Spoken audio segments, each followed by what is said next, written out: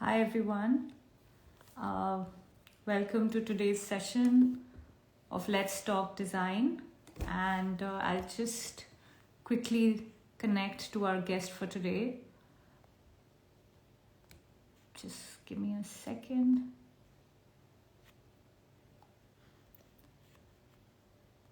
We'll be talking about the use of stone and marble to make a statement in design.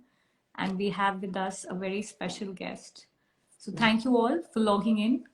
And if you have any questions, please do drop them into the chat box in the comment box below. And we'll be taking the questions up right at the end of the session.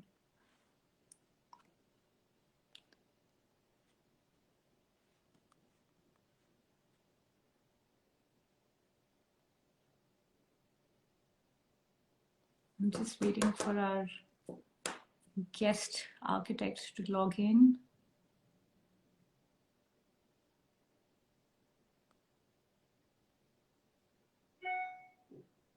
I'm not sure what the issue is.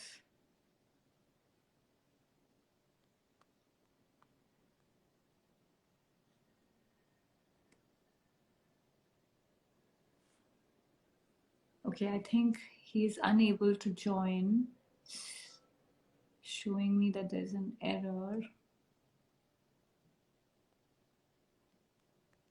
Please bear with us.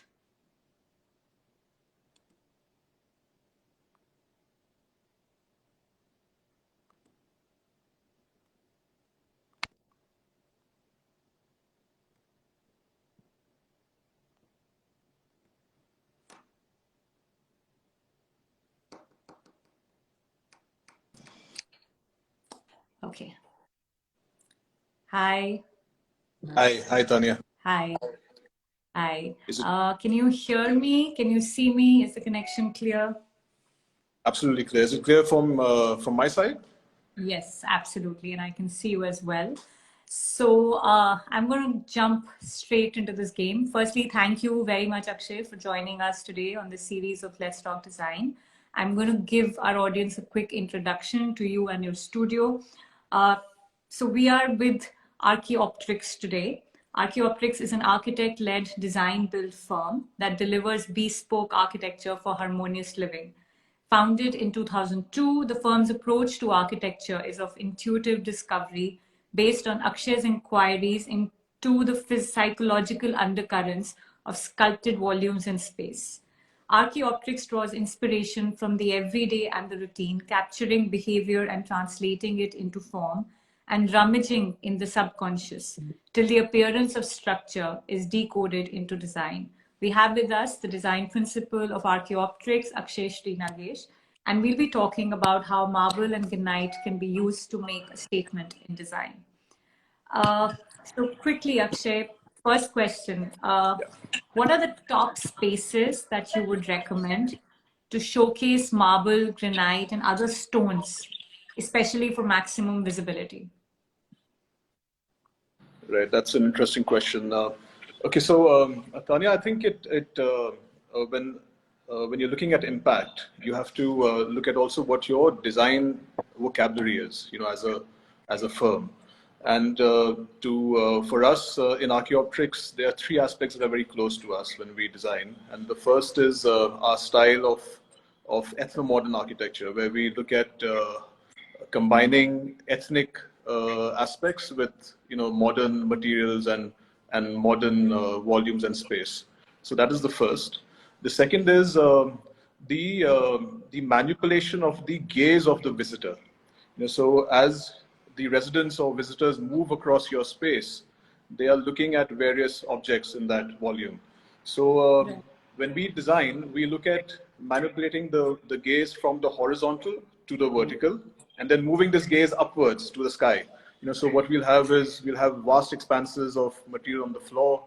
We'll have these objects that will be areas of interest, and then you look up, and then there may be a skylight where you can look at the cloud, or you can look at birds in the sky. So that is very important to us. And so when we design, we take into consideration the materials based upon these aspects. So and if you divide, if you look at residential and commercial, there are some aspects that are intrinsic to both. So for us, the first impact is of a boundary wall. When you are entering and you are approaching a building, the first impact, the first statement comes with that horizontal expanse that is the boundary wall, whether it's a residential building or a commercial building. And you can use different stones, to make this boundary wall, to clad it. You can use granites, you can use marbles, and because it is a vertical surface, you can use certain stones that you may not be able to use otherwise horizontally, that gets decayed with the elements. So boundary walls give us, a good playing field to kind of look at innovative ways of, expression. The second is interior spaces where we use, where we have partitions to divide space. So you can look at partitions that are clad with stone, and so they encompass space and they provide a vertical volume to which, where you can divert the viewers and the visitors' gaze. So that is the second aspect that we can use, innovative ways in which we can use stone on a surface. We can also, when you look at residential buildings and you look at interiors, kitchens, the backsplash of a kitchen, which is another vast horizontal space that you can actually you can use stone. And nowadays, with the kind of stone that we have in the market, you can play with different materials in terms of different colors, different textures. So that's an opportunity.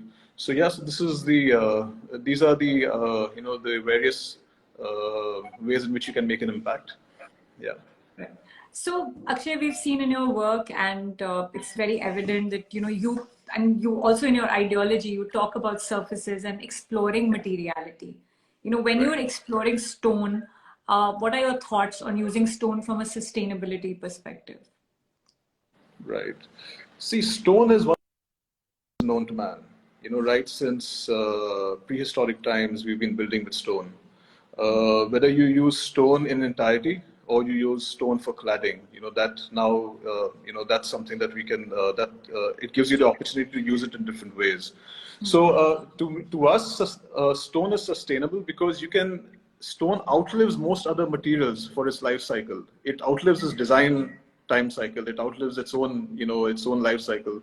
You can reuse it over and over again. You can repolish stone on the floors over and over again. So it gives you that flexibility and that long life. It's almost that's why it's called a timeless material. So to us, it's a material that not only is timeless, it weathers, it weathers well. For us in India, where we have no paucity of labor, it gives a lot of people employment. Yes. So there is, so that's a very important aspect for us, because when you talk of craftsmanship and we talk of the dying age of craftsmanship, stone provides us that opportunity to bring it all back, to look at age-old practices in a new way. So for us, that is sustainable. We are sustaining lifestyles, we are sustaining livelihoods. So so for us, that's important. That's very honest approach to sustainability. Moving on, could you share some ideas or maybe specific examples from your own projects where you have used stone to create a statement, while integrating functionality, of course? I mean, how have you used stone or any stone-like material to create a statement? Okay, so see, we love stone because it allows us to play with textures. You can sandblast stone, you can leave it raw, you can flame it, you can leather polish it, you can dress it if you use stone as blocks. So it gives us a lot of flexibility. And so one of the projects that we've done as an interiors, we had done the interiors for a fashion boutique firm, and they dealt with bridal wear. So it was a small space in Shahpur, and Shahpur has these long volumes that are tiny, but they give us an opportunity to do something innovative. So the idea was that we needed a space where they had to display their bridal wear in pockets, and the mannequins were dressed up with these dresses. And so you needed a space, one, that was intimate, because the viewer and the let's say the bride is coming in to view her dress, and so she wants she wants a space that is intimate, that is one-on-one with the dress that she's going to be wearing. Two, you needed a space that had lighting that was focused, where you could focus on the display and and light it up well. And three, you still wanted to make an impact. You wanted some sort of a solution that provided for a certain brand kind of an imagery in a very small space. So what we did was that we placed these mannequins as the foreground to curved partitions that were the background. The curved, the curved vertical volumes allowed the visitor to be in an intimate space, because it kind of,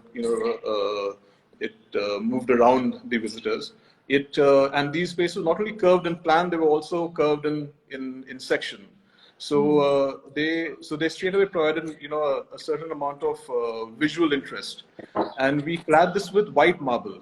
So we bought a mid-range product which had color variations and had veins and had these grains that passed through it. And what we did was we cut them into smaller pieces. Now the advantage of cutting a stone that has a certain amount of variations into smaller pieces is that you straight away you make it uniform. You cut it up and then you can play with the grains, where you put a grain horizontal and you put a grain vertical. And it allows you to span curved volumes the moment you cut into smaller pieces.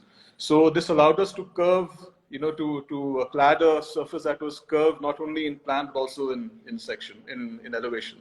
And it served this purpose. It was white marble. It had interest. It was very fractal-like, because as you moved in the space, you saw these objects in space that were white, and as you moved closer, you saw little pockets of interest with the grains and the color variations, and so it worked very well. And the dress stood out straight away because it was white marble as a background, and the colors kind of popped out. So yeah, that was one way in which we used it in the interiors space, and which we were quite happy with. Yeah. Okay, very interesting. And what are your thoughts on using, let's say, only one or two varieties of stone and playing with them to create sort of a unique, design identity? Have you tried that? Could you share maybe examples of stones that you've used where you've played around with materials to create a bespoke sort of statement? Yes. Again, it's very important to understand stone, and what you're trying to achieve as an image, and as a typology, as a vocabulary.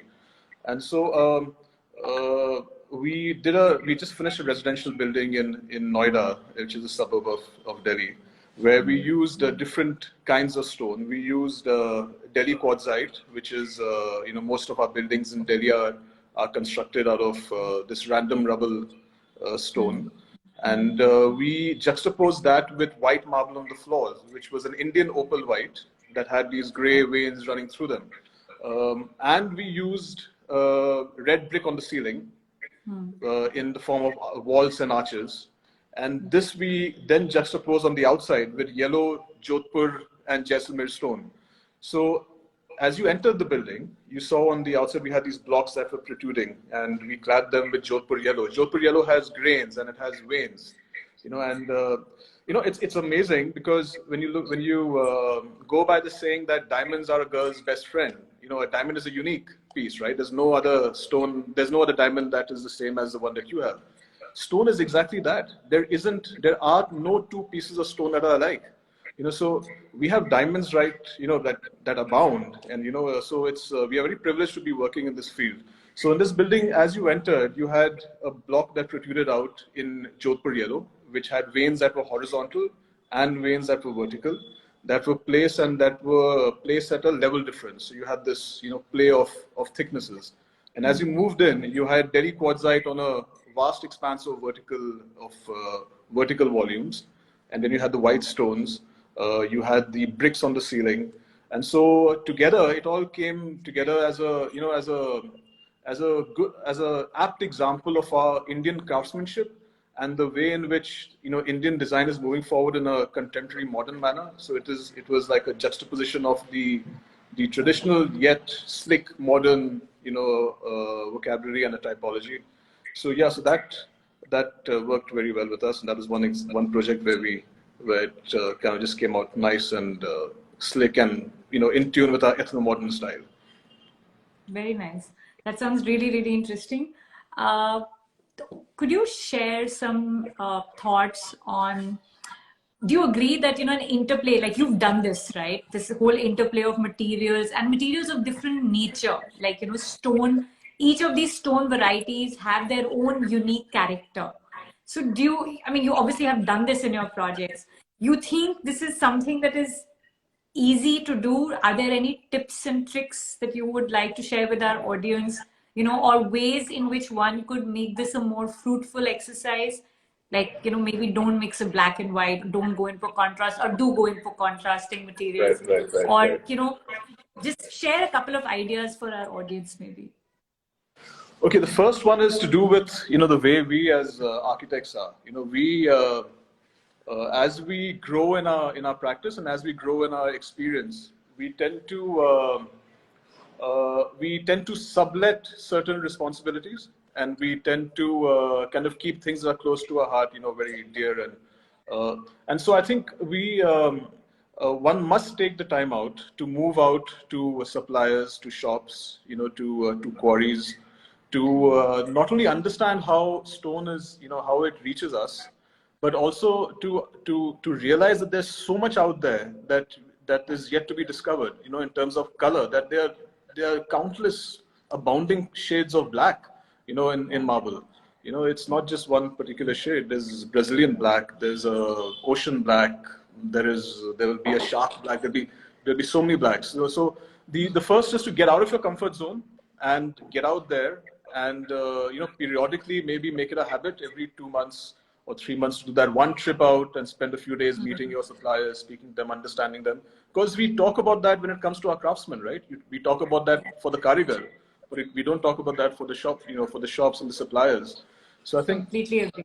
Yeah. So that's the first, kind of tip.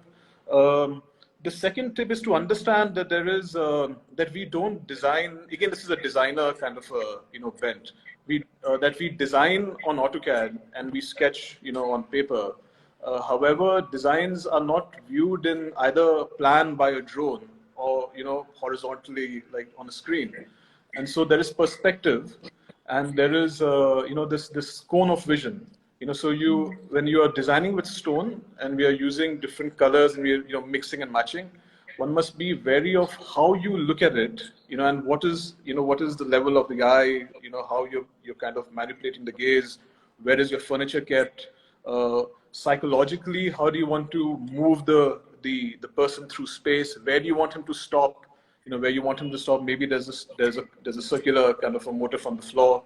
While using different stones and different patterns, I think it's important to understand movement. It's important to understand psychology, and you need to know what is at hand, what is available, and texture is important. How light falls on stone is important. Light source is important, and this just does not mean only artificial sources of light. It means natural sources of light. As a design ideology, and as per every firm's and every designer's principles, how you get light in, whether it is only from a window or whether it's from a skylight or whether you are bouncing it off a surface or volumes and then making it incident on a surface of stone, is important. And how much glare is on that piece of stone is important. There is something that is very important to us in Archiopteryx is the 20-20-20 rule. That is, after every 20 minutes, you should make your client look out 20 feet away for 20 seconds, so that there is no eye fatigue. Polished stones make for fantastic shine, and there's this amazing glare. Amazing kind of sheen to it. But staring and looking at this kind of glare, if you don't plan your lighting well, and you don't look at indirect sources of lighting, becomes a bit of an issue. So you want to avoid that fatigue, and you want to be aware of the fact that you have to plan for lighting and then stone and materials. So yes, these are the other tips: texture, lighting. What else did I say? And get out there. Stepping out and meeting going and visiting where you're getting the stone from. Yes. Very Yeah. insightful. Get That your was shoes really dirty. Yeah. get out Yeah. there. Exactly. Yeah. So, Get out okay, there. great. Yeah.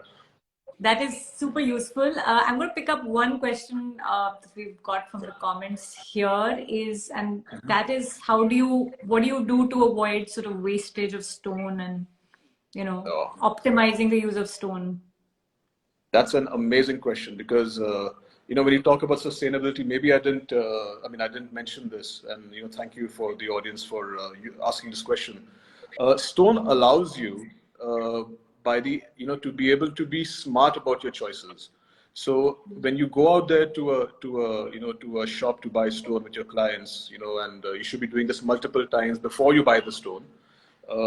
You are looking at what is called a thappi. So stone comes in various sizes, and once it's kind of stored in a shop, and then you decide what your optimum size of stone is as per your layouts. And when you're cutting it, lots of times, I've heard about this in fact in your talks itself. You select a stone, a client selects a stone because they love the veins. Unfortunately, what happens is the moment it reaches the site and your stone guy comes and he starts to figure it out, he cuts through your veins, your grains and your veins, or you've planned it very well on your AutoCAD drawing, and it comes under a sofa set or it comes under a bed, or you enter, you open the door, and there is a design right next to the door, but you're not looking at it because your gaze is 10 feet away, or you're looking at something else. So so stone. So the first is to design optimally, understand where how your space works, and that will reduce a certain amount of wastage. Second, when there is pieces that are left back, you can break them all up, and you can use them as what is known as mosaic on your roofs. You can do patterns where you use all your wastage, you embed it in cement, and you polish through it, and it makes for a fantastic rooftop solution because it works very well with expansion and contraction because there's so many pieces that are, the cement, the joints allow it to expand and contract, and that's how you can use up all your wastage in these innovative ways of doing your roofing. You can do aspects of landscaping. There could be paving that is in mosaic. So you can crush it all up if you find a good place to crush it, and you can use it as terrazzo. You can crush it all up and sell it, for that matter. So there are many ways in which you can use it as counters. In fact, a lot of what we do a lot of fixed furniture, so you can use it as mosaic furniture pieces. So you can be very innovative about the use of stone and this wastage. Very interesting. Thank you so much. This was very useful for our audience. We have two sections of this conversation which we sort of ask. There are these two hashtags that we follow, and we ask every architect who joins us on this series. One is a stone that is representative of you as your personality. What would that stone be? Does it have to be a marble? No, it doesn't. Any Right. stone. Okay, cool. It could be anything. Okay. I love Delhi quartzite, random rubble. It's my favorite stone. It kind of embodies where I've come from and where I want to go as a designer. In terms of there is a certain amount of frailty to it, because it's mined. It's mined from the Aravallis and from the surrounding hills, and some of it is mined from Madhya Pradesh, and so it's a stone that the more we take out from the earth, the more it leads to a certain amount of degradation of the environment. However, it is also a local stone, so it's one has to take care of materials. So yeah, so Delhi quartzite is something that I kind of relate to. It is very powerful as an expression because of its almost its masculinity, its strength. It's strong, and yet because of all the joints, it's like frail old skin, with wrinkles and with these let's say imperfections. So when you use these, when you start to clad or you build a wall in stone, you have these in Delhi quartzite, you have these grooves which are the joints. So they look like shattered window panes. It look like old skin, and I love the frailty of that, and yet I love the strength of that stone. It looks strong and it looks happy. So yeah, that's what I love that stone. Yeah. Very nice. Unfortunately, we have more questions and we don't have enough time. Yeah. We have to sort of stick to time. So I think there is an architect, Deepti, who has a question. Deepti, I would urge you to just reach out to Archiopteryx Studios on Instagram and you can ask them your questions directly. Alternatively, do DM us and we will get you the response from Akshay. Last thing, our series is called hashtag Let's Talk Design. One thing that you'd like to say to our audience on Let's Talk Design. Okay. Thank you.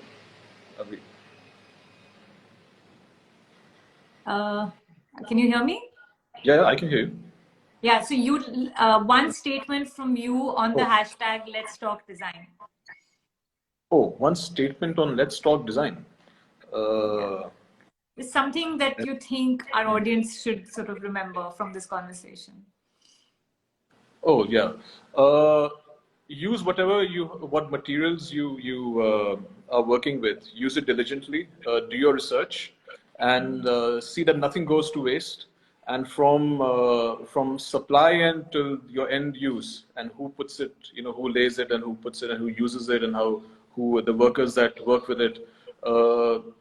Study that whole process and make small innovations at every level, so that you get the best value for your product. Okay, great. Thank you so much. As you know, A-Class has celebrated more than 50 years. We've had more than 50 years of being in the industry, and we've had more than 50 architects who've been a part of this fabulous series. It's only because of your efforts that we've managed to sustain this campaign, Let's Talk Design. As a gesture of gratitude, A-Class will plant a tree on your behalf and send you a certificate. So thank you for celebrating the Let's Talk Design series with us. And good luck in all your work. Thank you. Thank you. Thank you. Thank you, Tanya. Thank you, everybody else. Thank you. Thank you. Bye. Bye.